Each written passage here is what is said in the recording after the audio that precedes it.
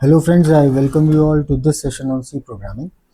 So today we'll be learning about nested loops. So what is a nested loop? Nested loop means loop inside inside another loop. So if you are having a loop, so let's say for loop, so for I less than some n, let's say I plus plus. Now inside this, if you use another loop, let's say for j less than n, j plus plus, and then you do something, you know what is happening. You can think this, that that take this table. Basically here, what is I is basically you are moving in a row. Let's say here I is moving like this and j is moving like this. So here I, let's say n is, let's say 5.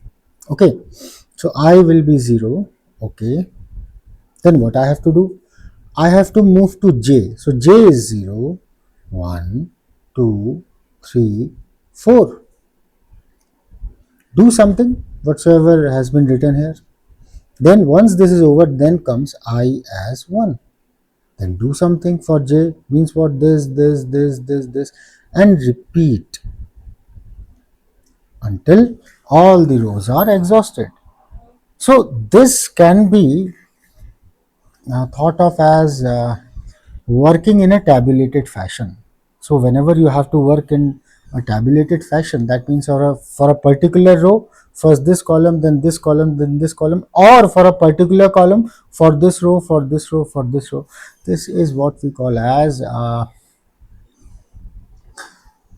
requiring nested loop. So nested means loop inside loop. So why we are saying it nested? Because for a particular row, we are moving in all the columns. Then for the next row, we are moving for this. For another row, this. For another row, this. And in this way, we are doing till we exhaust all the rows. And here, for such type of problems, we will be requiring what? We will be requiring the knowledge of loops, nested loops. So let us take one problem, not this one. This will be copy it. Let us bring it here. Let's say I am interested in printing stars. Now comes pattern printing, very important.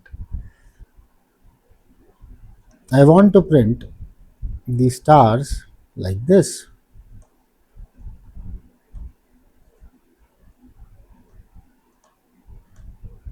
So what can you see? You can observe that for every row, let's say there are 5 rows. So for every row, you are printing star 5 times in that column. That means for I as 0, you are printing it 5 times. Then for I is 1, you are printing it 5 times, and so on. So let's say I'm interested in writing a program which is capable of doing this. So let us move to the editor. So let's say I'm already having this n, and then for int I, so I'm declaring it here itself, then I less than n, then I plus plus. Now this is my first loop. Inside this loop, I'll be having my another loop, int j. Now here I have done a mistake. Int I assigned 0. So j assigned 0, j is less than n, then j plus plus. Now what I have to do? I have to basically print stars in every column for each row. So let's say I am in I is equal to 0 row, then I have to print j 0, 1, 2, 3, 4 up to n times. So what I have to do? I have to simply print where is the star. Okay, now you know what printf do is it will print everything in the same line until or unless you ask it to do. And what is happening here, if you look, so once this line is printed, the control has to jump to next line. Then after this line, it has to jump to next line. Then after this, it has to jump to next line till the last row is arrived at. So what I have to do?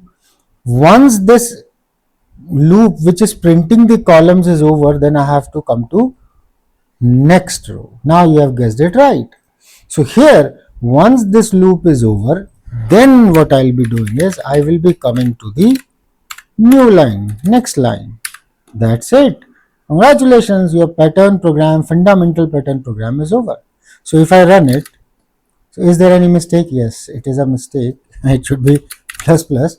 So if I run it now, so it says how many rows or columns do you want to print. Let's say I'm interested in printing 5 rows and columns. So the answer is in front of you. So there are 1, 2, 3, 4, 5 rows, 1, 2, 3, 4, 5 columns. That's it. Now you know how to print this simple program. So here what we have done is for each row we have printed all the columns with star, or we have printed star in every column. Okay. Now let us move to the second program, and it is this. So here, if you look closely, what is happening? So this is I, okay, and that is how J is varying columns. So this is 0, 1, 2, 3, 4, 0, 1, 2, 3, 4. Now for I 0, we are printing it up to this. That's it. And then we'll be coming for next one. Now here for J, now what is I? I is becoming 1. So we are printing it till J also become 1. And then for third, it is 1, 2, 3. So till J becomes 2, for I is equal to 2, we are printing, and then we'll be stopping. So in this way, we are doing it. And for I is 4, we are going to J as 4. So now you have guessed it right. So if you look this particular thing, so for any row, what you are doing is, if if J is less or equal to I, then I am printing a star, otherwise I am doing nothing. So if the J is less or equal to I, so here what is J? It is 0, I is 0. Here what is J? It is 1, I is 1. Here what is J? It is 2, I is also 2. Here what is J? 3, I is also 3. So till I becomes equal to J or J becomes equal to I am printing star, else I am doing nothing. So how to do this? Very simple thing. What you have to do is, you simply have to say print star if that is happening. Don't do anything in. Just simply say if J is less or equal to I, then only print this. Now I am not using any parenthesis for this, because you all know that the first statement after if will be the part of if itself. So what it will do, it will print star till J becomes equal to I, and if J is more than I, then it is doing nothing. Okay, then if I run it, let's say 5, so I'll be getting this. Look here, this is the same pattern which we were expected to draw. Right half pyramid. Okay, so you have to play with these I and J. Sometimes some people also introduce geometry into consideration for this. That is also not a very bad idea. That is also a very elegant way.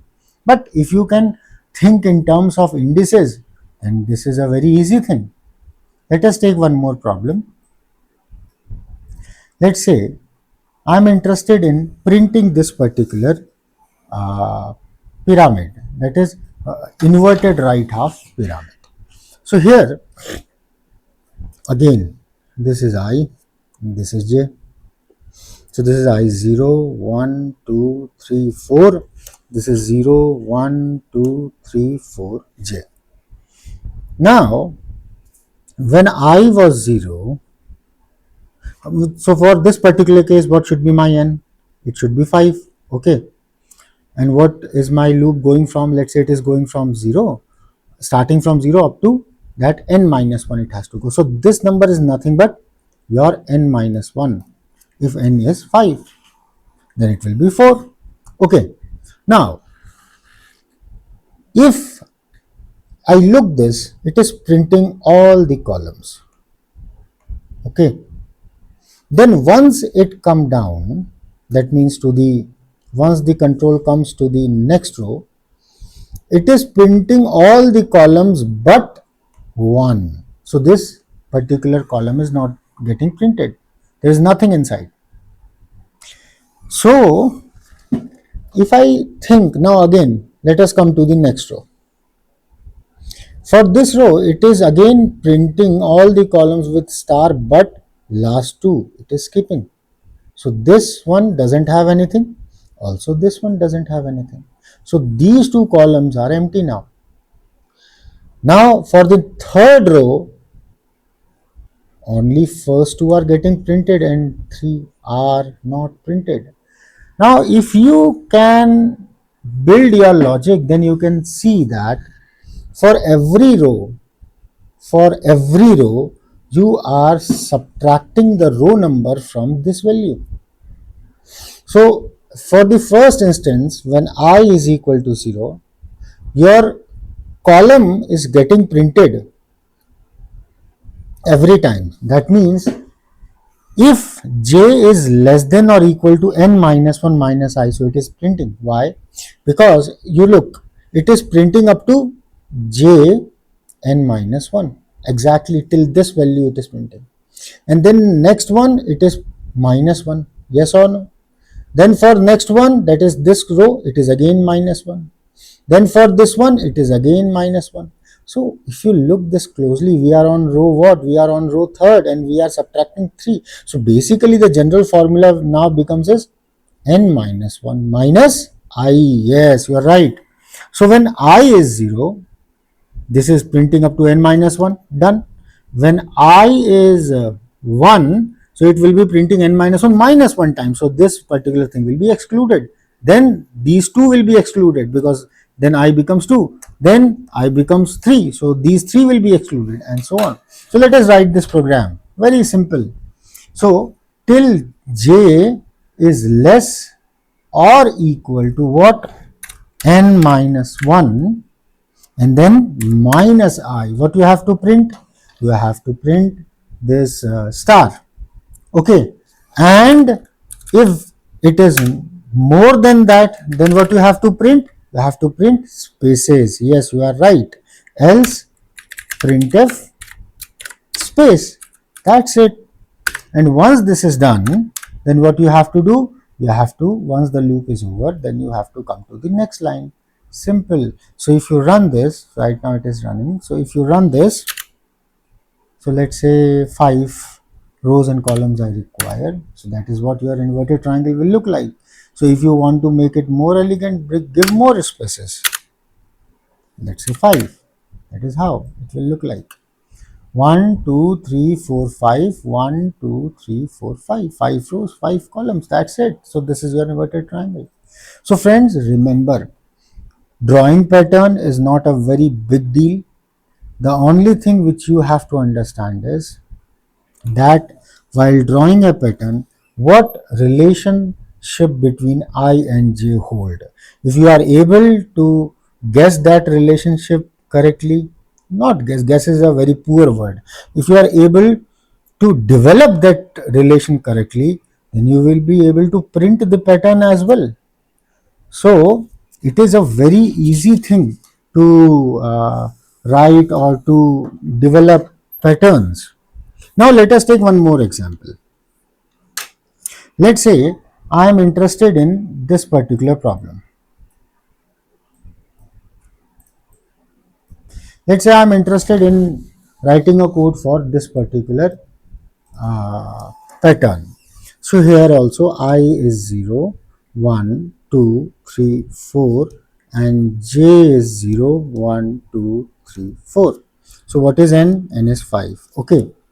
Now if you look closely, that in the first row the star is only at this place. Okay, and then in the zeroth row, sorry, and then in the first row it is this. Then in the second row it is 1, 2, 3. Basically, if you watch this thing correctly, so this program and the previous program, they are very much similar.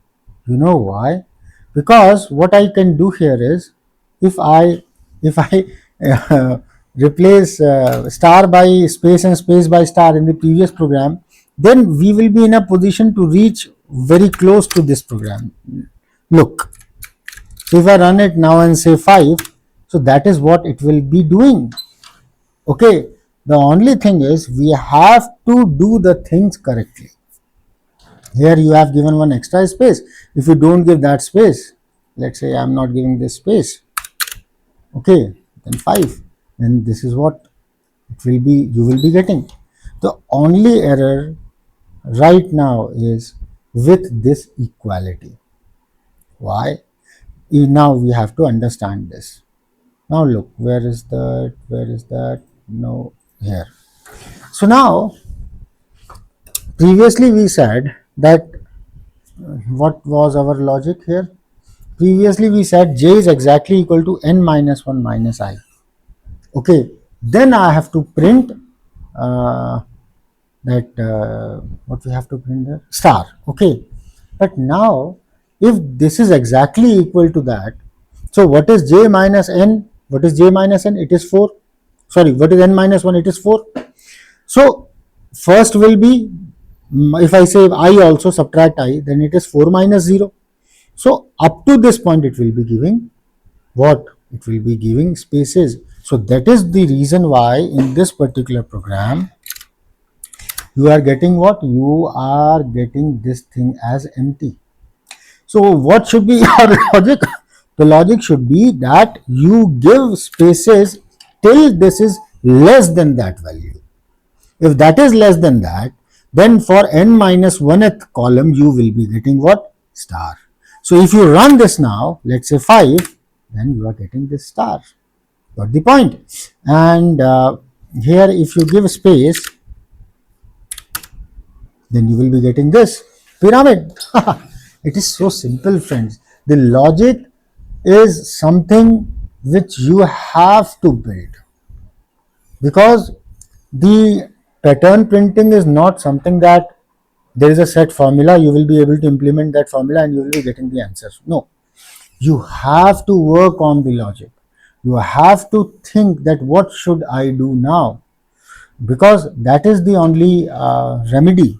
Otherwise, what you will be doing, you will be struggling a lot while writing patterns. So here, this is 5 and that is what we were expected. Look here. Now, this is the 1. Okay. To make this thing more elegant, what can you do? You can add more space here. So if you add more space, then this will be looking like this. Now, this is again a very good exercise. That can you print this isosceles triangle sort of? No, this is not an isosceles triangle. So this is something like this is a skewed triangle towards right, isn't it? So that is how we can print different patterns. So now if you are interested in printing this pattern, let's say, how to print this pattern? Is this a very difficult pattern? No, this is a very easy pattern. Because if you look here, let me give some space. Now look, this is I as 0, then 1, then 2, then 3, then 4, then j is 0, 1, 2, 3, 4. Now, including this diagonal, everything is star. So what is this diagonal? This is I becomes j. This is again I becomes j. This is again I becomes j. This is again I becomes j. This is again I becomes j, and so on.